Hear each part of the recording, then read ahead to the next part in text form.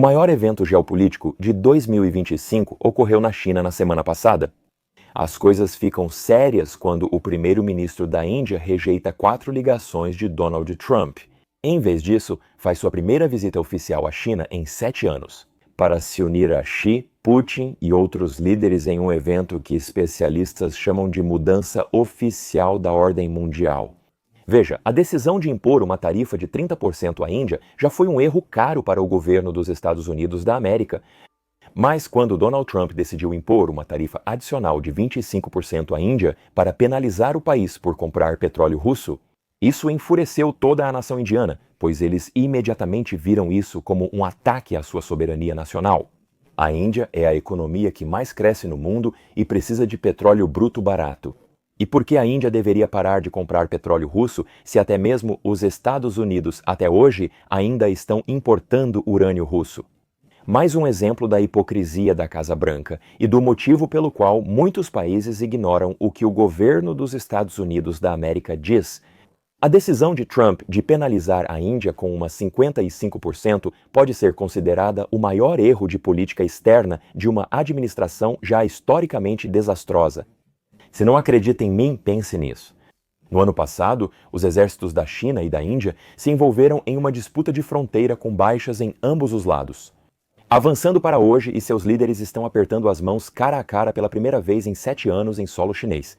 Isso só acontece porque Donald Trump desfez a principal parceria dos Estados Unidos da América na Ásia, apesar de prometer tornar o país grande novamente.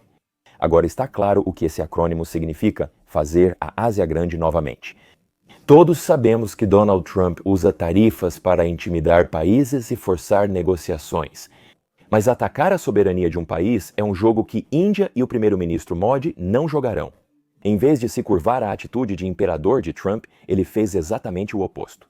Ele viajou de avião para Tianjin para a cúpula da Organização de Cooperação de Xangai e fez questão de divulgar. Modi publicou fotos sorrindo em uma limusine com Vladimir Putin e trocando cumprimentos e risadas com Xi Jinping. Uma humilhação direta e muito pública de Donald Trump.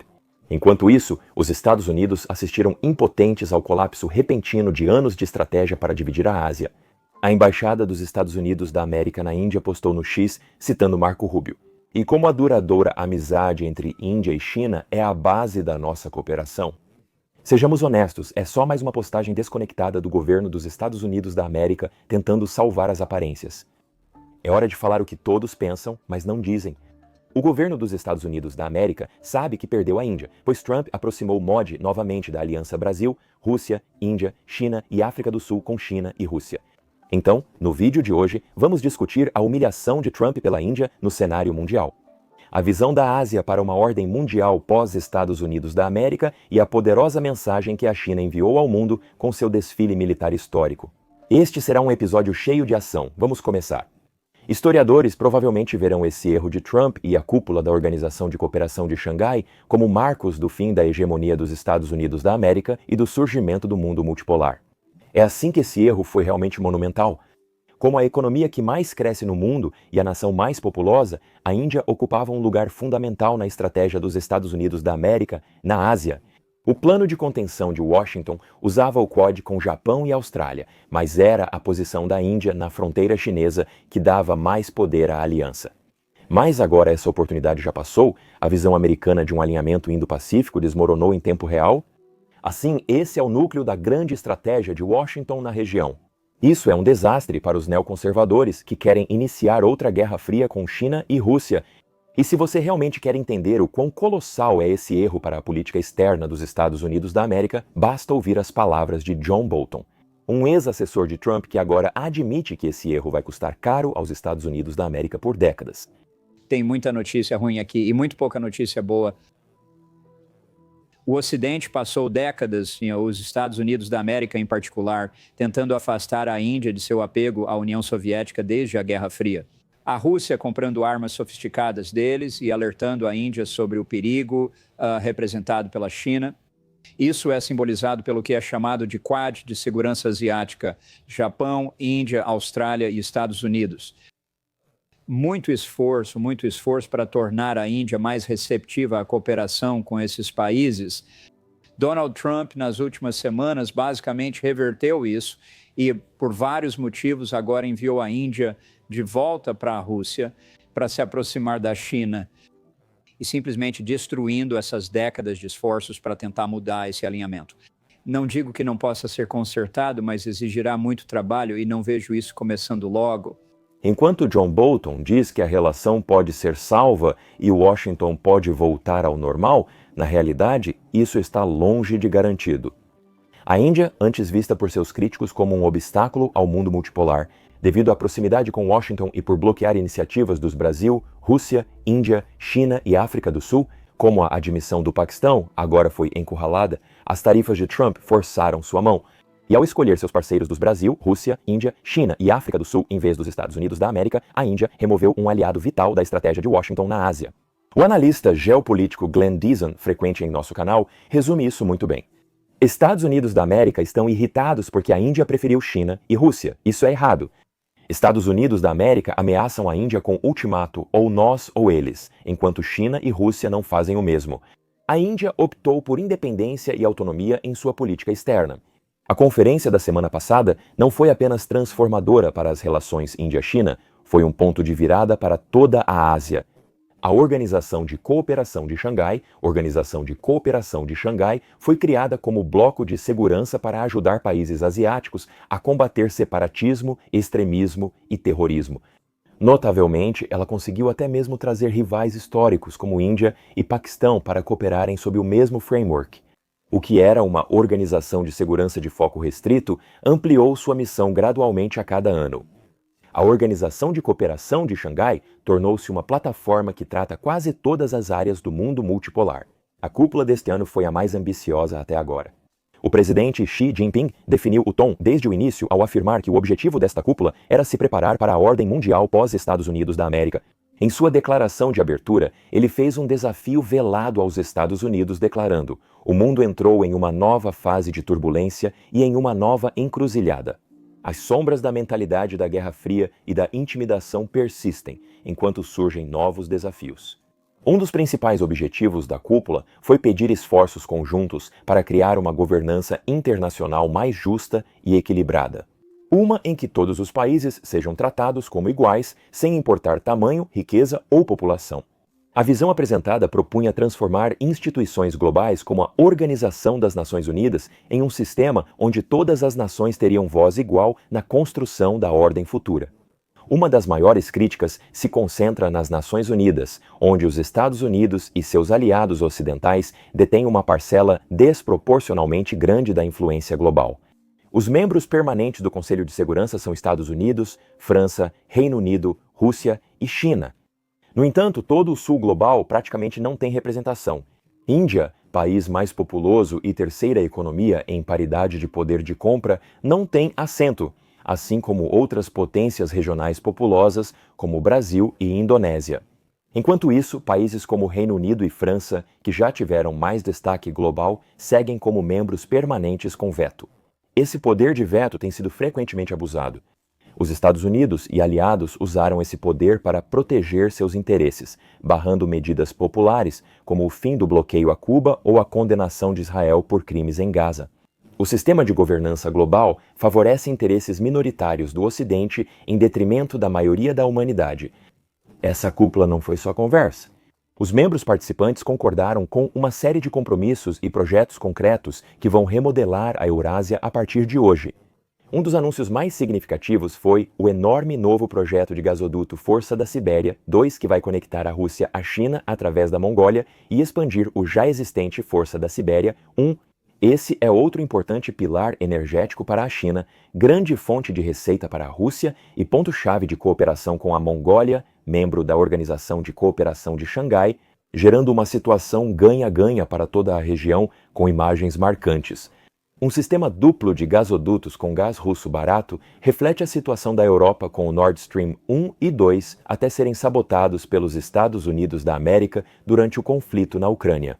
Em vez de seguirem seu próprio caminho, fechando grandes acordos com a China ou buscando negociações de paz com a Rússia, os líderes europeus se esforçaram ao máximo para agradar o governo dos Estados Unidos da América, o mesmo governo que destruiu sua energia barata e suas economias. Honestamente, a incompetência dos políticos europeus e sua submissão a Washington é impressionante. Nenhuma discussão séria sobre o mundo multipolar está completa sem tratar da desdolarização. Na cúpula, os Estados-membros reafirmaram o compromisso de ampliar o comércio em moedas locais. A grande mudança ocorreu com o anúncio do Banco de Desenvolvimento da Organização de Cooperação de Xangai. Esse banco de desenvolvimento é um desafio ousado ao Banco Mundial e ao Fundo Monetário Internacional, controlados pelo Ocidente. O banco apoiará financiamentos inovadores de iniciativas digitais a projetos verdes, devolvendo o desenvolvimento ao sul global. Este é um grande passo no plano do bloco de criar um sistema de pagamentos independente dos Estados Unidos da América. Como se a cúpula da Organização de Cooperação de Xangai não fosse suficiente, apenas 2 dias depois, a China realizou um enorme desfile militar marcando o 80º aniversário de sua vitória sobre a agressão japonesa na Segunda Guerra Mundial.